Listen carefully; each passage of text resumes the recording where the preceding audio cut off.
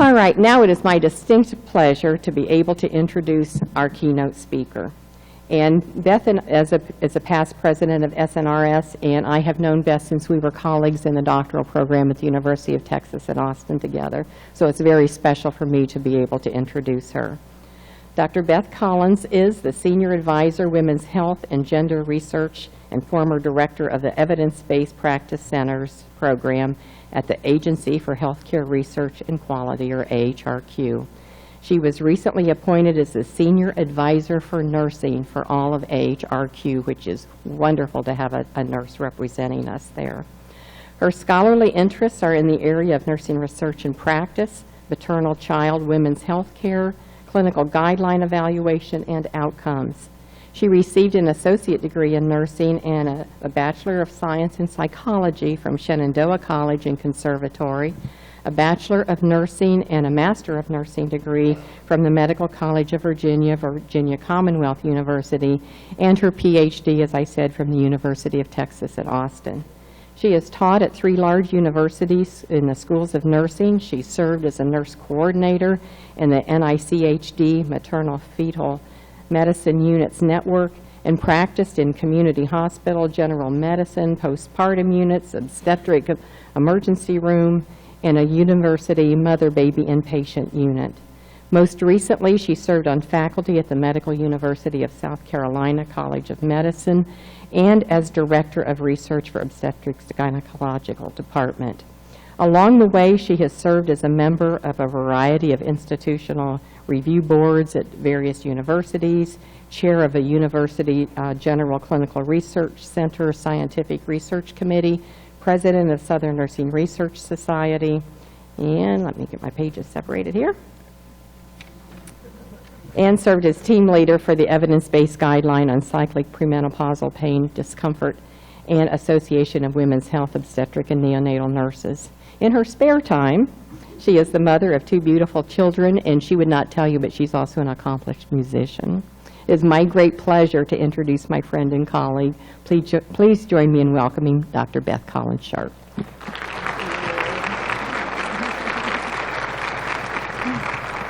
Thank you. It's really a pleasure to be here. Thanks to my mentor and dissertation chair, I became a charter member of SNRS and attended my first conference as a doctoral student in 1988. I was reminiscing with some colleagues earlier about how we met at the doctoral student rap session. In those days, rap meant something a little bit different.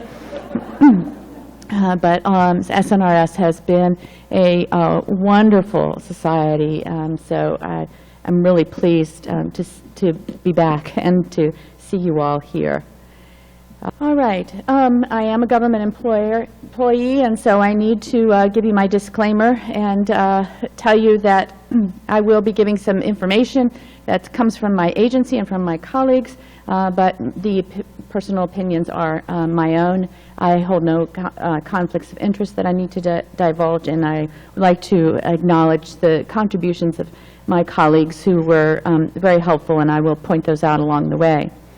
Now, last year at your keynote, Dr. Broom gave a wonderful address talking about nurse scientists as crucial partners in healthcare delivery. And her premise was that we, as nurse scientists, have a unique role to co-lead patient outcomes improvement initiatives and to leverage knowledge to improve healthcare.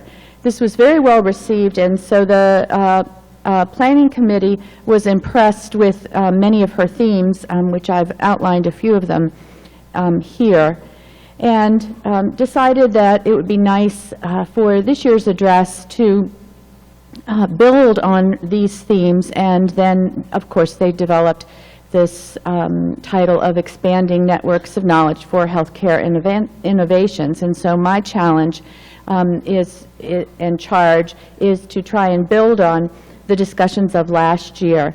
Now, I'm not sure who came up with these words. Words are important, but these are wonderful. Each one of these is an important concept, and I'd like to talk about each of them individually and include a perspective that may be different from many of yours here. Sometimes taking a new perspective, you kind of have to turn things on their heads, look at them a little bit backwards, And so I'm going to start from the bottom and give you a few brief perspectives on each. So beginning with innovation. There was a talk last year, and a lot of work has happened in the last year about innovations, a lot of it coming out of CMS. Of course, being CMS, they define it via models of care and models of payment. And their current focus is on testing new payment and service delivery models, evaluating the results from those tests, and then engaging a broad range of stakeholders to develop additional models for testing. So it's a continuous circle of development. The third point where they're engaging stakeholders, just keep that phrase in mind because we're going to talk about that again later. So as I said, they've done a lot in the last year in terms of innovation at CMS, and their website is really very descriptive of this. If you look at there's the pointer. If you go to the website, you'll see some of the recent milestones. And so just last week, they announced 6 model testing programs and some other pre-testing and design programs, of which one was right here in Arkansas. And here's where those states are. There were also 2 other in this state. So if you're from one of these states, you have new awards, innovation awards in your states that you may want to check out. If you want to see what's going on in your state, if you go to the map on the right side, I'm having trouble with the pointer, so I won't try that again. If you go to the map on the right side and point at your state, and so of course we're going to point to Arkansas, you can see all of the innovation projects. Now this is just Arkansas, and then you can see a little smattering outside of it. Pretty impressive, right? So I would suggest that you go to your state perhaps and take a look at what innovation is happening right now, just to give you some ideas. Now ARC is doing some work in innovations as well. We of course do not have the funding pot to support this, but we are doing some work in the area. And here's our definition. I'm not going to read it to you for the sake of time. But you can see that it is a broader definition. The place where ARC is doing some interesting work is on the Healthcare Innovations Exchange. How many of you heard of the National Guidelines Clearinghouse? Most everybody's heard of that, right? Okay. This is a cousin of the Guideline Clearinghouse. It's a database, searchable, for innovations. The thing that's different about innovations is that you can't have as high a bar for criteria of inclusion and testing and results. And in fact, sometimes lessons learned, attempts, and failures are just as important in innovation. And so that's what makes this website and database different, because it includes a variety of ideas, and you can search them in a variety of ways and interact. And so this is meant to be a learning portal, not just distributing information. There's meant to be interaction through this portal. They have tweet chats, they have webinars, a number of things going on, Twitter chats. Sorry, terminology is not quite right. But there are a number of interactive, remember, I'm still back in the rap session days, right? This might be something that you might be interested in. Here are 3 examples of nursing innovations that appear on the exchange. And if you go through and just pull out a few words, nurse protocols, nurse visits, immunization training, tracking, and there are several buzzwords that come to mind when you're talking about innovation, and they're buzzwords that we've all heard before. Checklists. Yeah, I remember checklists. I did those. Handoff reports. Oh yeah, right. Toolkits. I did a little trip down memory lane and looked at some of my old SNRS newsletters, and there were things that looked very much like toolkits way back when, back in the day. Care coordination, well, remember that project, or the case managers who were nurses? This is just a new name, workforce. So, of course, you know, these aren't really innovative to us. And obviously nurses get it. But here's where we fall down. We don't plan it beyond the actual simple documentation. We have a checklist, we have a flow chart, we have a cardex to document. We don't think about it in terms of research. How can we use that tool to reduce infections, to improve safety, to prevent errors? And then we don't share it or publish it. And worst of all, it's usually within a quality improvement realm, and we don't really respect it as legitimate research. So I'm going to come back to that in a little bit. So action items. Action items is a little government term that we like to throw around, which is another way of saying our to-do list. At the end of meetings or in memos, we have action memos. Doesn't that sound exciting? So these are the things that I would like you to consider in terms of innovation. And first is to find the innovation in your work. Get inspired. Find out what's going on. Get out there. Go on rounds. Look at what's going on and see what might be innovative that you could incorporate into your research projects. Perhaps go visit one of those innovation centers that's near you, or innovation projects, and just attend a meeting and find out what's going on. But all the while, keep a focus on your outcome. How is healthcare going to change because you might introduce an innovation? And what's going to be the context of that outcome or that innovation? So now let's look at healthcare.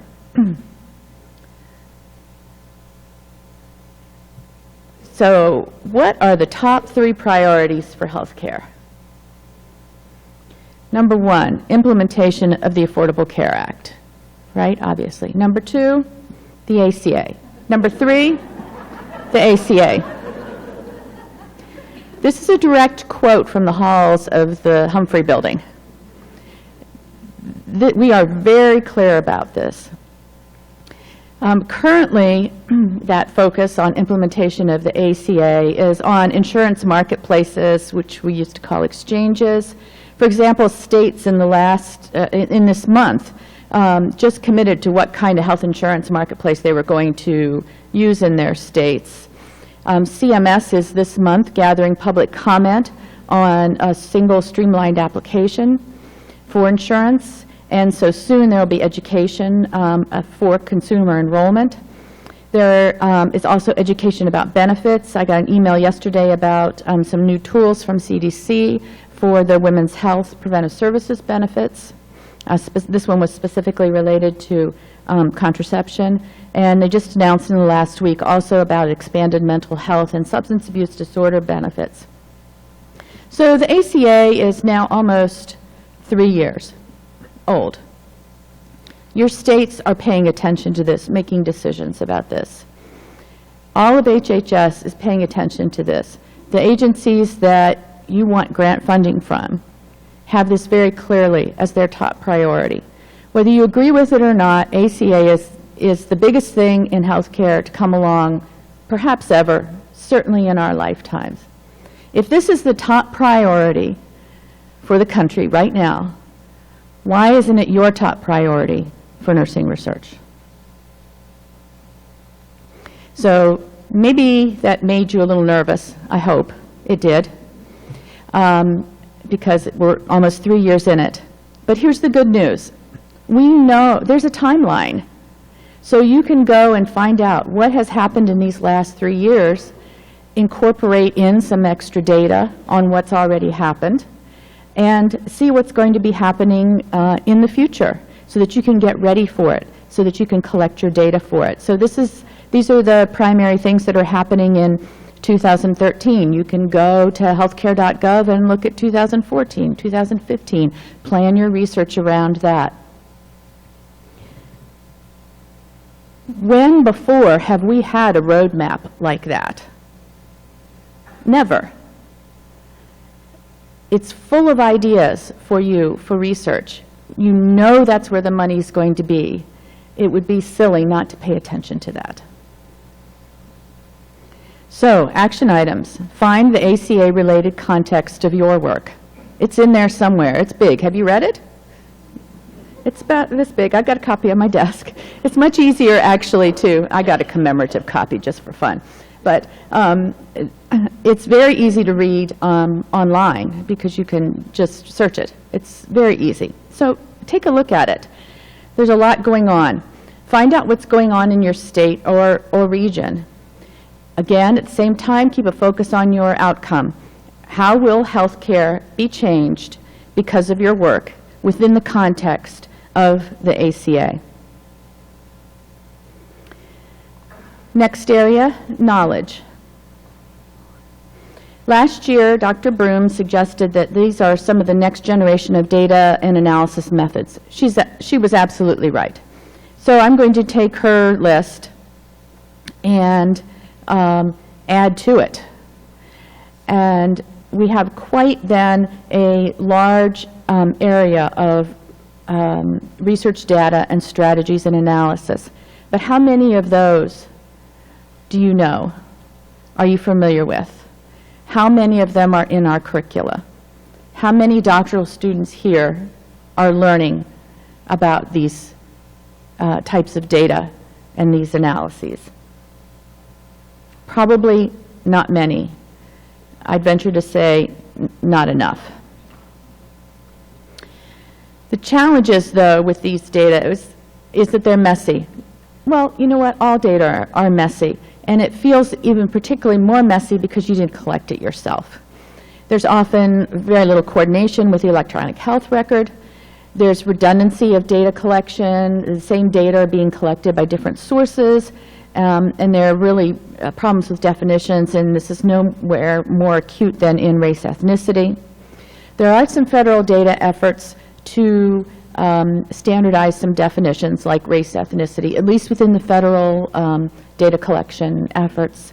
We're going to start collecting on gender as well.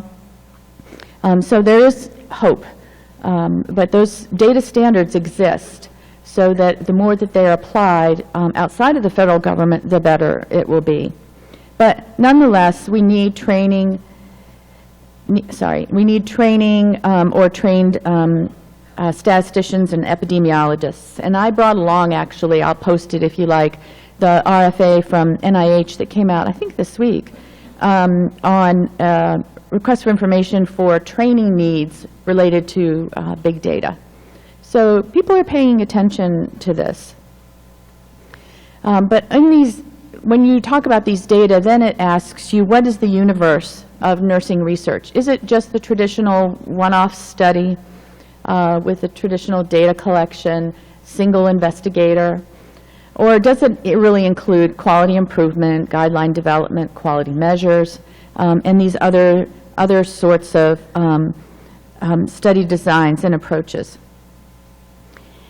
And so my question to you is, are you going to take advantage of these new data sources? This is being figured out right now. Is this going to be like we talked about in innovations, that several years from now you're going to look at it and say, oh yes, we've been involved in quality measures for years. Nurses have been. Why aren't we leading these efforts? Is your keynote speaker in 2016 going to say, why aren't nurses at the table here? Why aren't we leading it? Well, here's our chance. So your action items. Please be honest with yourself about the data for your work. Get inspired. Find a new source of data to add and get familiar with, and get out there. Find somebody who knows about it, or get somebody who's trained in it. Incorporate it into your curriculum in some format. As always, keep a focus on your outcome. What are the data for your outcome and the methodology that would be most appropriate, and how can you leverage the new data to change your healthcare outcome of interest? So two more sections, two more concepts, and they're sort of related. So networks is the next one. There are several different types of networks. And the nice thing about networks is this is a wonderful source for partnerships and teamwork. There are the traditional research networks where you design studies together, everybody collects their data, they pool them, and they fight about who's going to be first author, and then they publish it. There's also distributed research networks where there's a research network here and here and here, and maybe you want to combine then your data because you want to really get enough of a subpopulation, for example. There are database networks where usually this is in electronic health records or registries where a number of places have databases of information, and they get together and try to put the databases together. Practice networks, you're probably familiar with these. These often form around a hospital or a corporate entity and the electronic health records so they can share data and share referrals and move patients through the network fairly smoothly. Communication networks, of course, where you just are sending out communications. Sometimes it's two ways, but often it's mostly a node, and the communication goes out from the node of the network. And then there are learning networks. Learning networks is something that ARC has done a lot of work on, and they're really very valuable. So I'd like to spend a few moments talking about learning networks. Learning networks are groups of people who share a concern, a set of problems, or passion about a topic, and who deepen their knowledge in this area by interacting on an ongoing basis. And you see the emphasis with the underlines. They are set up primarily for the purpose of increasing knowledge. Excuse me while I do my Mark Rubio imitation.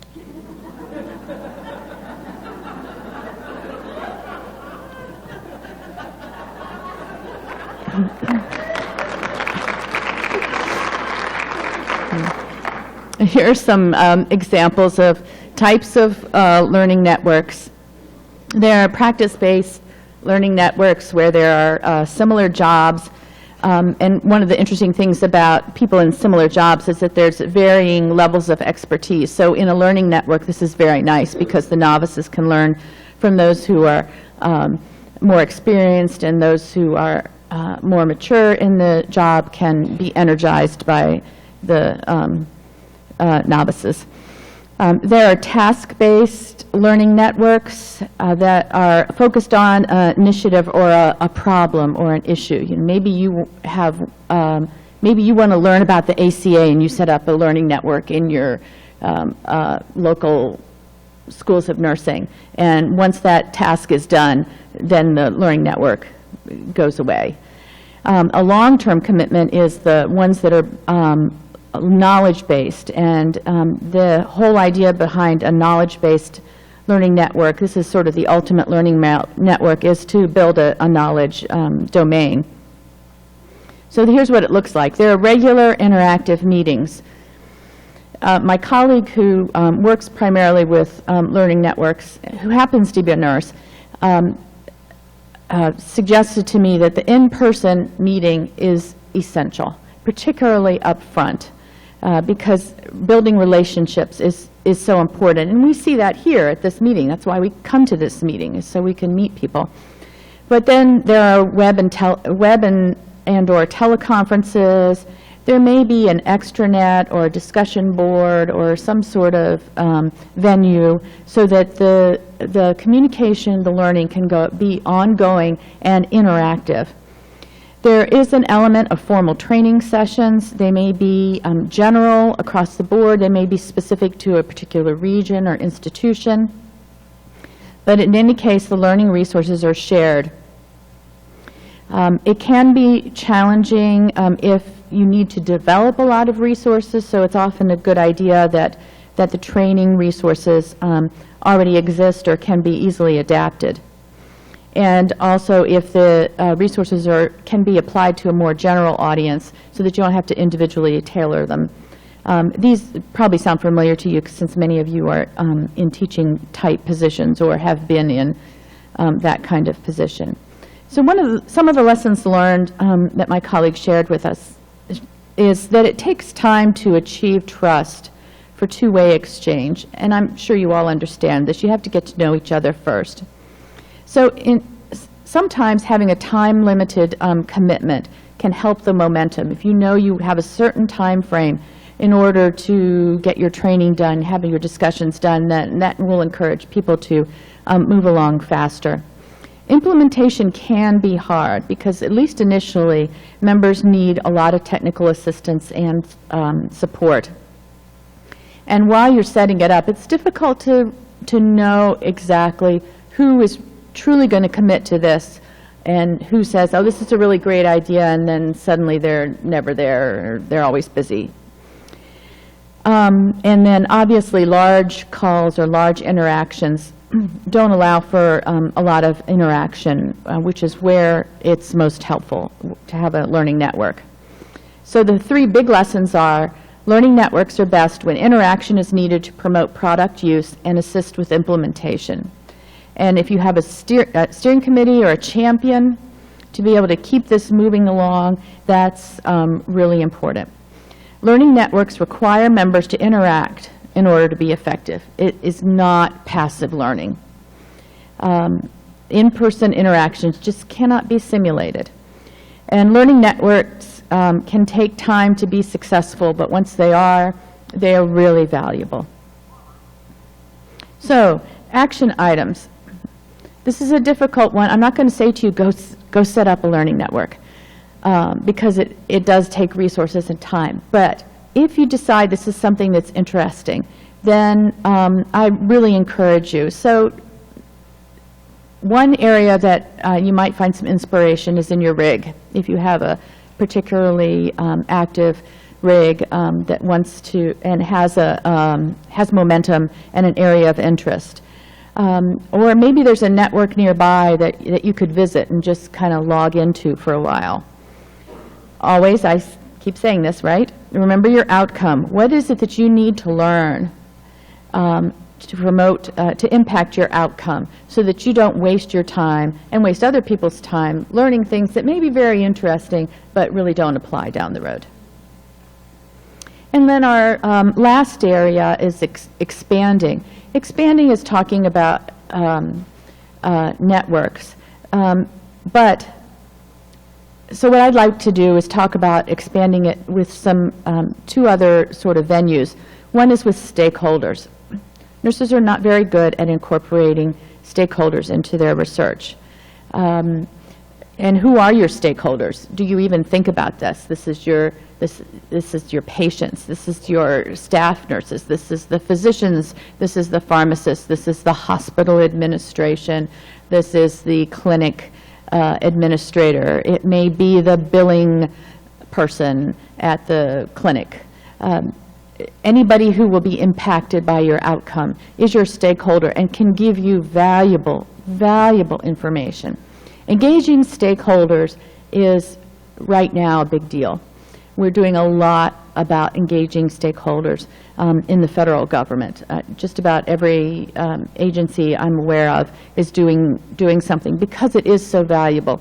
It's very uncomfortable the first times you do it because you need to perhaps train the stakeholders about what it is you're doing, or give them some sort of orientation as to why you're asking them for their input. But in the end, it can improve your research quite a bit, and I think by now you've probably read through all of these, so I won't read those for you. Oh, good, you can read this, right? This is a really ugly slide, but it shows you the points that I've experienced stakeholder input from a variety of stakeholders, and where it's been really helpful. And so you can see from this that there are many opportunities for you to get stakeholder input and for it to be helpful. Doesn't mean you have to get stakeholder input at every point, but there are lots and lots of points. And the more you get used to it, the more you do it, the more you'll be able to harness that.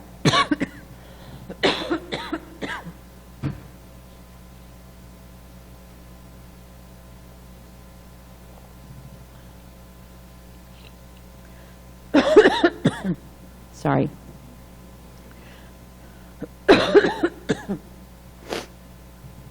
Sometimes you want your stakeholders to do more than just give you input. Sometimes you want there to be give and take. Sometimes you want there to be more sharing of information, or they have a vested interest in what you're doing, and you want to take it a bit further. This is a model that a colleague of mine in the communications department gave us that is a lighthearted way to think about the steps of developing a partnership, and it's kind of like dating. So first you have this introduction. You're showing off yourself, showing your assets. You're trying to figure out if you're a good match, right? Then you decide you're dating. You have your first date, and you identify your mutual interests.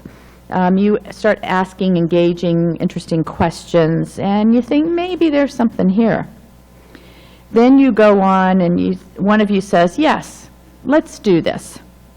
And you acknowledge the relationship. Yes, I went on a date with them. Let's do more together. Let's go on a second, third, fourth date. And even though if you're the one who ask for the first date, you're probably still the one who's calling, even though the other person has acknowledged it and is starting to get engaged.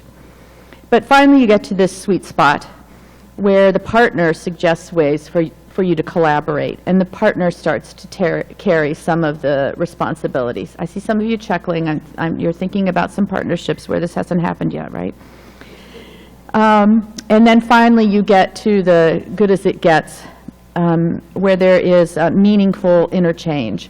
So this shows you that engaging, developing partnerships, it is a process, and it can have many steps, and you might go backwards even though the arrows don't show that, but you get the idea.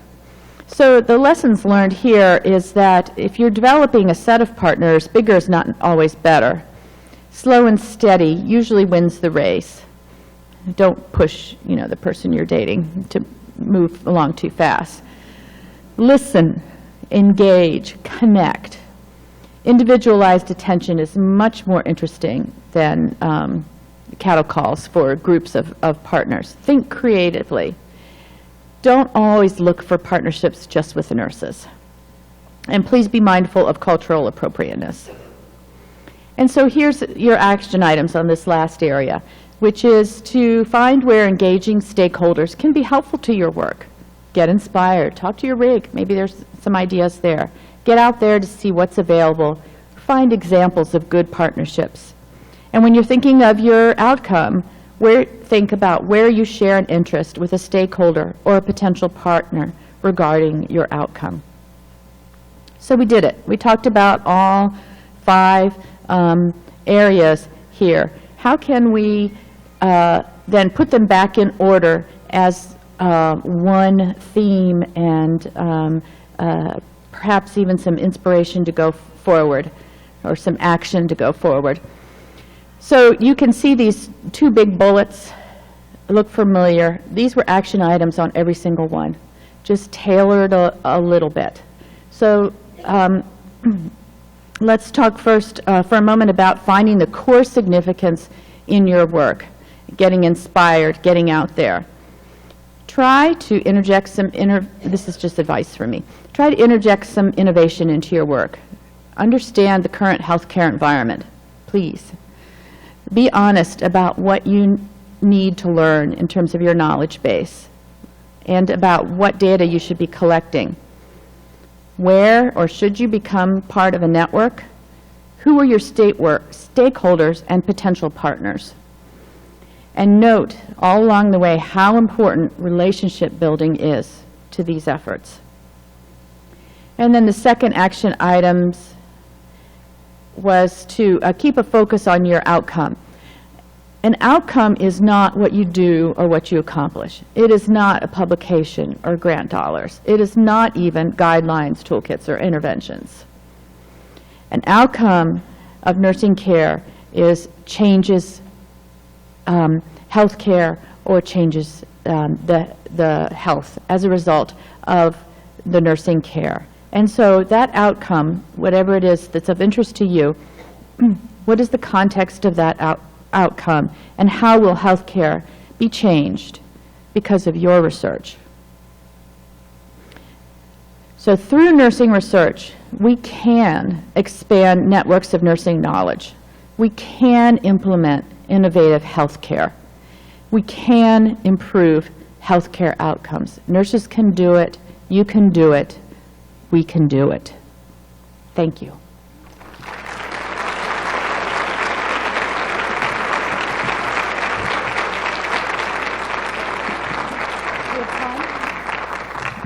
So I understand we have time for comments and questions? And I will be here through tomorrow after the luncheon. And I'm going to take the prerogative of standing up here and introduce my colleague, Kish Wadnawani. Kish, would you stand up? I brought my Director of Scientific Review with me. How cool is that?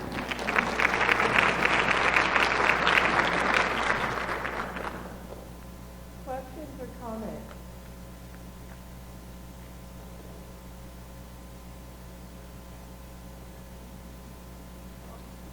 Okay.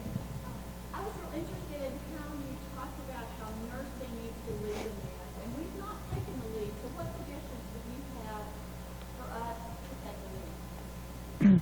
So the question is that how can nurses take a lead in some of these efforts?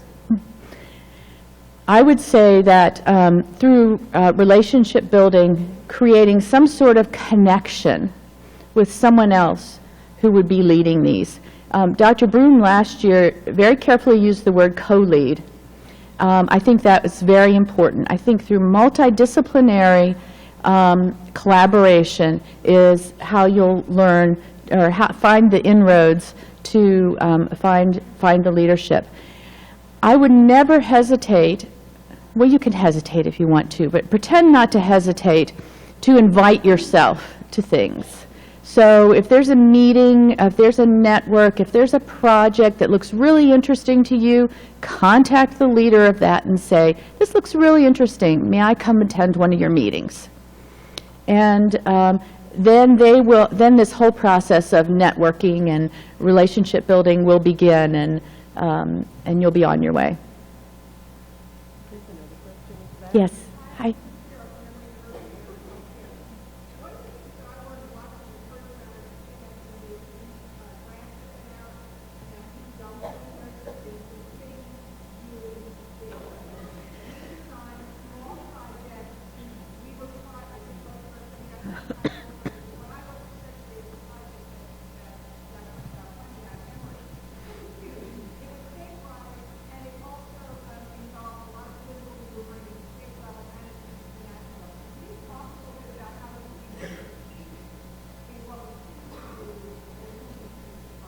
Okay. So question is that that many of the innovations awards are big, or huge projects, and we tend to think small and start off with our little pilot project and move on, et cetera, et cetera. And so how can we strategically think big? Again, I think it's in leveraging networks and keeping an eye on the outcome. I just can't say that enough. I've been through 3 exercises lately in 3 different scenarios, only one of which was nursing, where over and over again we were asked to define our outcome. Don't tell us just what you do. Tell us what's going to happen as a result of what you do.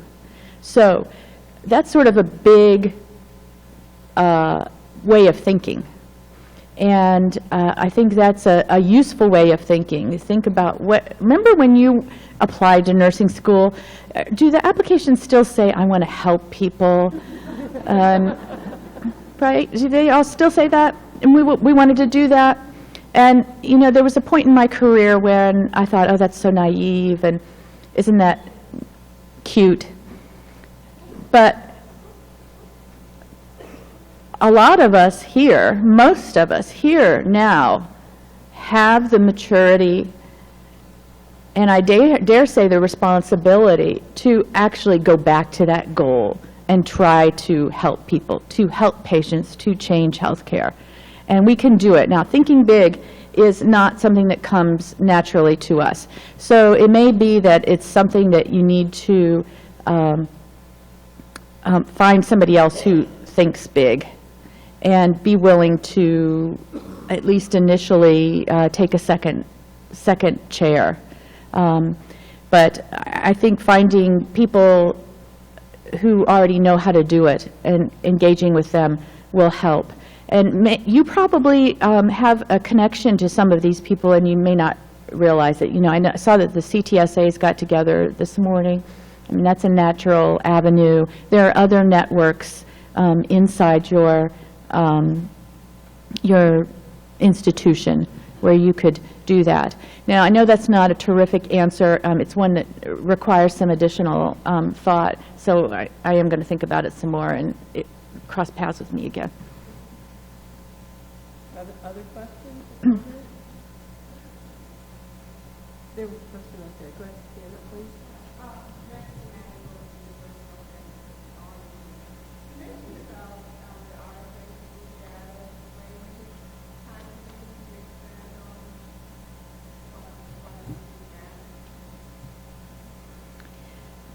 Well, the RFI for big data training is coming out of NIH, and I'm at ARC, and so I'm not that familiar with it, and I don't know if our colleagues from NIN are. It's coming out of NCI. I brought the notice, but the idea, and I'll post it up on the board. There's a board down by the front desk, right? I'll post it down there for you to look at.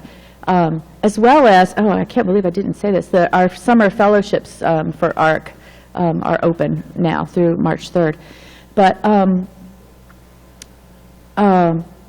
the idea is that there are these massive amounts of data that are being generated, and we don't know, not everyone knows how to analyze these data, and they're completely overwhelmed by it. It's overwhelming to think about.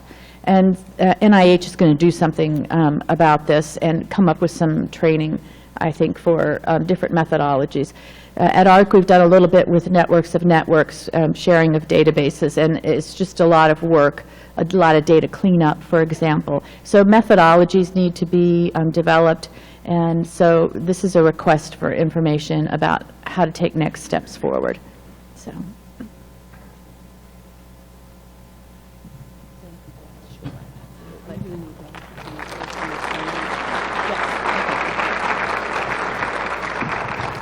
Thank you, Dr. Collins Sharp. That was a very invigorating. I'm so glad that you were able to pull in some things from Marion's talk last year and kept keeping us inspired. Stay tuned. We're working on the theme for 2014, and I think that you all will find it very magnetizing. So I'll drop a little hint out there in terms of magnetizing research and possibility. That may not be where we're going, but we're headed in a good direction.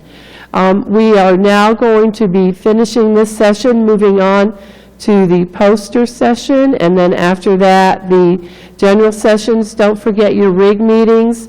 Don't forget at the back we have the Louis Vuitton bag and the mini iPad, and you may purchase your tickets from me, not Leanne. You may purchase them from any board member. We're all going to be eagerly selling them. Thanks again. Let's give Dr. Beth Collins Sharp another round of applause. She'll be available in the funding, networking with funders, and also thanks so much to our sponsors. Have a great conference, and I'll see you all around.